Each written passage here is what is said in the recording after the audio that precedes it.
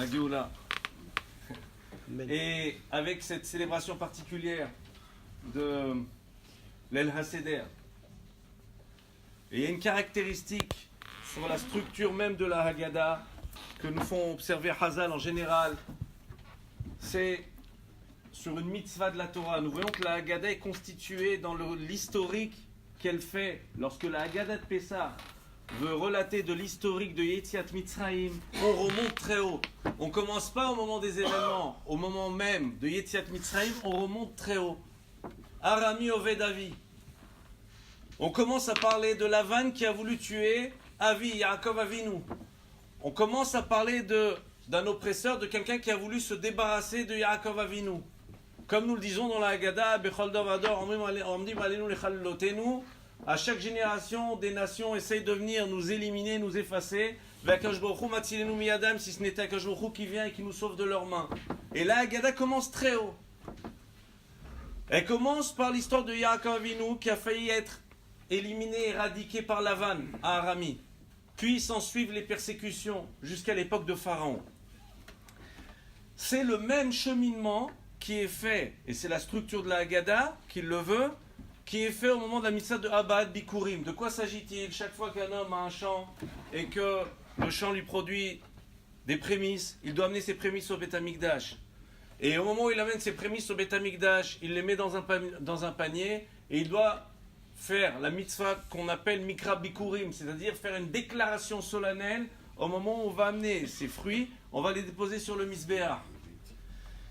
Et au moment où il fait cette déclaration, alors il commence exactement dans le même talir que Hachamim ont repris pour la Haggadah, Arami Oved Avi, Vayered Mitzrayma, voici que l'araméen Laban a voulu décimer mon père Jacob, et nous avons été obligés de descendre en Égypte, et ensuite nous avons été persécutés par Pharaon, et ensuite Akadosh Baruch Hu nous a sortis, et il nous a amenés dans cette bonne terre, où il nous a donné des fruits, et voici que j'amène ces fruits ce jour.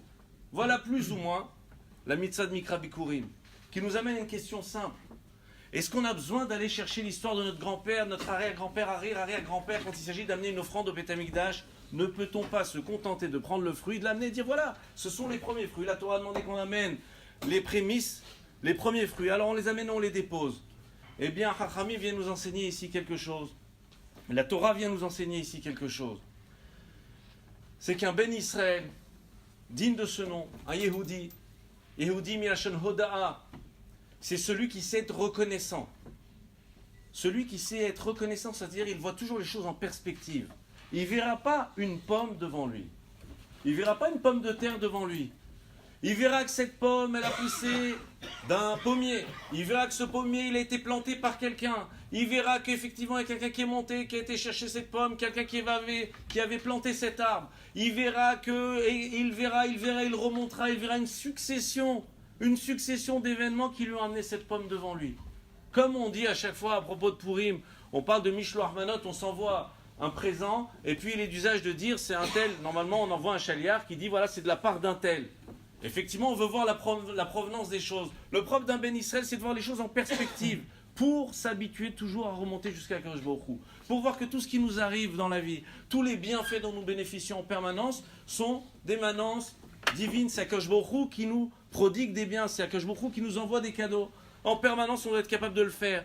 Et la Torah va nous éduquer à cela par cette mitzvah de Mikra Bikurim, qu'on s'habitue quand on voit quelque chose à voir. C'est pas venu tout seul, c'est pas venu grâce à toi, c'est pas parce que tu es fort, c'est parce que tu es intelligent, c'est pas parce que tu as été capable, mais parce qu'avant toi il y a eu ça, et ainsi de suite. Et à ce moment-là, tes parents ils sont venus, puis ils ont quitté l'Algérie, puis ils sont venus en France, et puis ils sont venus à Saint-Fond, et puis ils ont vécu la guerre, et puis etc. Jusqu'à être capable de reconnaître ce que Akadosh Baruch Hu nous a donné. C'est l'art de voir les choses en perspective, remonter jusqu'à Hachem. Dans la Haggadah, nous disons les Égyptiens nous ont fait du mal, ils nous ont fait souffrir. Et si vous observez, il n'est pas dit Vayareru lanu amitzrim. Il est dit Vayareru otanu amitzrim. Les Égyptiens, non pas nous ont fait du mal, les Égyptiens nous ont rendus mauvais. Ma'akavana, de quoi parle-t-on lorsqu'on dit les Égyptiens nous ont rendus mauvais? Le pire, pour illustrer le pire de la servitude en Égypte, le pire de ce qui peut arriver au peuple juif lorsque nous sommes persécutés, c'est Vayareo Otanu.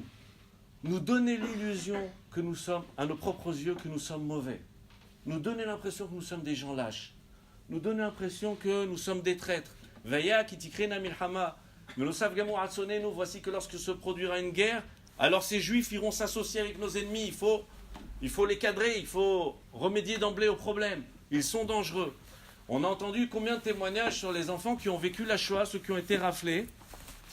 Quand on leur dit, mais quel était votre sentiment quand vous deviez vous cacher? Quel était votre sentiment lorsque vous étiez placé? Quel était votre sentiment lorsque vous passiez devant un jardin public et vous voyez qu'il est écrit sur les sièges, sur les bancs, Nicht für Juden, interdit aux juifs, qu'un enfant juif ne faut pas les jouer d'un... Eh bien non, on pouvait pas. Ils répondent spontanément, nous étions des gens pas bien, nous n'étions pas des hommes, nous n'étions pas des gens normaux. Nous n'étions pas des gens normaux. Et ça, c'est le pire. C'est être capable de prendre quelqu'un et de lui faire perdre confiance en lui, qu'il n'ait plus confiance en lui, qu'il soit plus capable de retrouver les ressources nécessaires et suffisantes pour se construire, pour s'épanouir dans la vie. On dit à propos d'Yetziat Mitzrayim qu'il est dit Vela quartier etrem, que Akadosh Baruch Hu va nous prendre et va nous soustraire à Sivlut Mitzrayim. Certains Mefarshim expliquent que ce qu'on appelle Sivlut Mitzrayim, cette espèce de poids, cette pesanteur de l'asservissement en Égypte, c'était quoi? C'était la déconsidération. C'était ce que ressent un homme quand il sent, quand le regard de l'autre lui renvoie une image de lui-même où il n'existe pas. Lorsqu'on est asservi, lorsqu'on n'est plus rien, on se sent rien, on se sent vide. On se sent vide. Vayareh otanu ha-Mitzrim signifie que les Égyptiens ont essayé de nous rendre à nos propres yeux comme sans valeur, sans droit de cité, sans aucune qualité. Et voilà que le miracle se produit.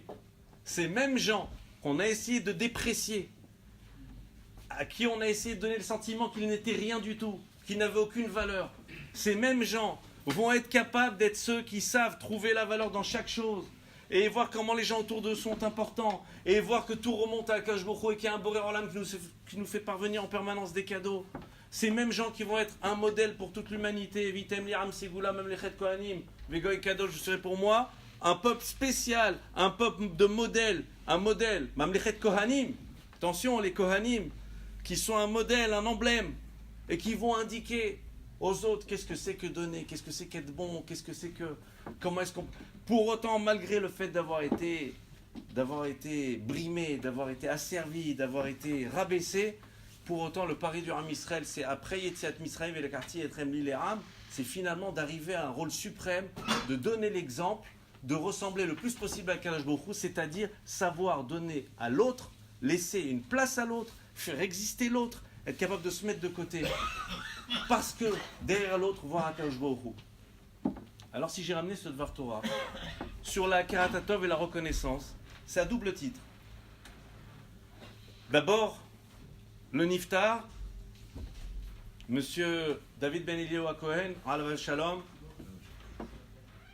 et m'a été dépeint par son fils et également par Rav Meir Cohen, Shibadel Haim Tovim, comme un homme qui était discret, un homme qui était avenant, qui était souriant, un homme sans histoire.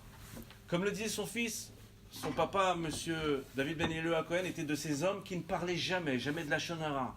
Chaque fois qu'on pouvait aider, chaque fois qu'on pouvait prodiguer de la hava, chaque fois qu'on pouvait donner de l'amour, chaque fois qu'on pouvait être attentif aux autres. Mais on ne parle pas de l'attention, de l'amour, de la hava ou du silence d'une personne normale. À Botaï, c'est là tout l'intérêt de mon intervention. Et j'en sais quelque chose. Vous savez que les enfants qui ont été cachés pendant la Shoah, les enfants qui ont été brimés, qu'on a dû cacher, j'en sais, ma maman est une enfant cachée de la Shoah, placée chez les paysans. Subitement, il faut vite prendre les affaires, partir. Il faut vite partir.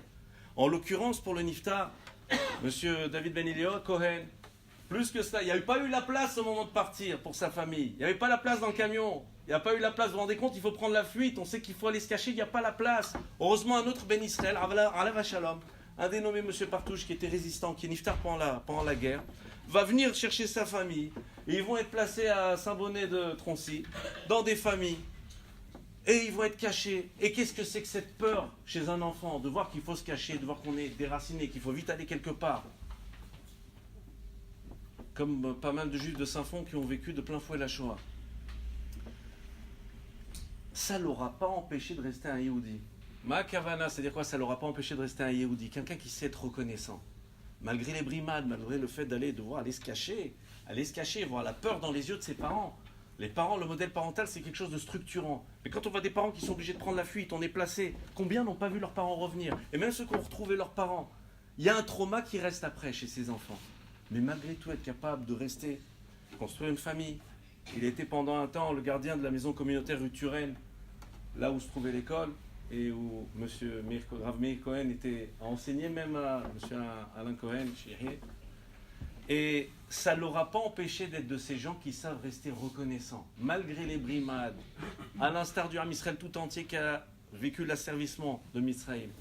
Rester reconnaissant, rester un modèle, rester un exemple. Et il a tout fait pour retrouver les gens, on sait les noms, famille Renard, famille Brun, etc., des tzadikéou mataolam qui les ont cachés. Alors il s'est efforcé de les retrouver pour venir les voir avec des présents, montrer sa reconnaissance. Parce qu'il se sentait redevable, et souvent il est cité comme des gens qui avaient été bons pour lui et qui l'avaient aidé. Mais plus que cela, Rabotai, plus que cela, on voit chez M. Alain Cohen, chez Yahya, et je vous dis ce qu'il m'a demandé. Il m'a dit voilà, je me sens redevable. C'est le premier mot qu'il m'a dit. Je me sens redevable vis-à-vis du Tzibour. Je me sens redevable vis-à-vis de la communauté. Je ne sais pas comment faire, je veux remercier chacun. On ne peut pas dire les noms, mais je voudrais remercier chacun. C'est un sentiment d'Akaratatov très profond. Plus que Yehudi Cohen, Akaratatov, avoir le sentiment de redevabilité. Il voudrait remercier chacun. Alors, je voudrais me faire le porte-voix de chacun, M. Cohen, si je peux me permettre. Je pense que toutes les personnes d'ici ont vu votre progression fulgurante, ont vu que maintenant, désormais, vous avez votre place ici dans la communauté, vous avez votre place ici à l'école, vous revenez à l'école, là où vous aviez commencé, vous faites partie désormais ici des fidèles de l'école qu'on voit à la tfila, et on dit, Bela Karade Abou, l'enfant est le pied, la continuation du père, la continuité du parent. Et vous permettez ainsi à votre papa d'avoir un grand nahad dans l'Olamaba, vous, en fréquentant ici régulièrement l'école. Et bien, Ezat Hashem, que désormais, au Gan Eden, lorsqu'il prie pour vous et l'ensemble de votre famille, pour votre maman, ce soit, Ezat Hashem, source de bracha, et que vous arrivez toujours à être parmi nous et qu'on va toujours progresser. Regardez, Tzadikeu Mot HaOlam, famille Brun, famille Renard, ils nous ont rendu nos Kohanim.